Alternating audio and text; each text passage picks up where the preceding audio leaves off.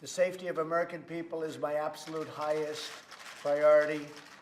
We are sparing no expense. We are totally prepared. We're ready. We're as ready as anybody's ever been.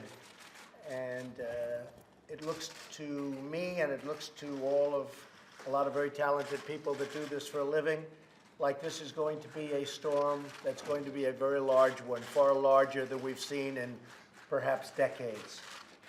What lesson do we take from what happened in Puerto Rico? How do we apply the lessons we took from Puerto Rico? Well, I think Puerto Rico was incredibly successful. Puerto Rico was actually our toughest one of all because it's an island, so you can't truck things onto it. Everything's by boat. We moved a hospital into Puerto Rico, a tremendous military hospital in the form of a ship, you know that. And I actually think, and the governor's been very nice, and if you ask the governor, he'll tell you what a great job. I think probably the hardest one we had by far was Puerto Rico because of the island nature. And I actually think it was one of the best jobs that's ever been done with respect to what this is all about. Puerto Rico got hit not with one hurricane, but with two. And the problem with Puerto Rico is their electric grid and their electric generating plant was dead before the storms ever hit.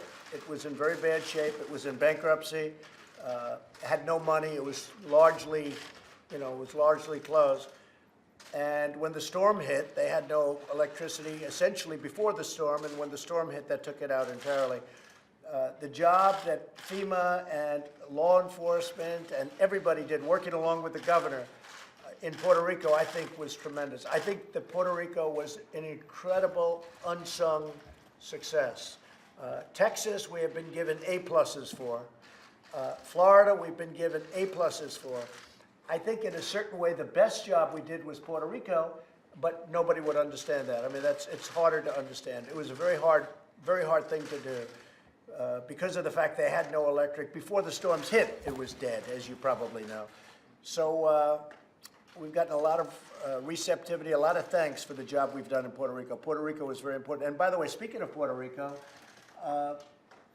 they're going to be affected pretty soon by something else that's on its way. Is that right? Potentially, Hurricane Isaac right now is tracking south of the island, but we have several thousand people inside Puerto Rico right now working on long-term recovery that have shifted to the response mode to monitor as Isaac passes to the south. We do not want to see Hurricane Isaac hit Puerto Rico.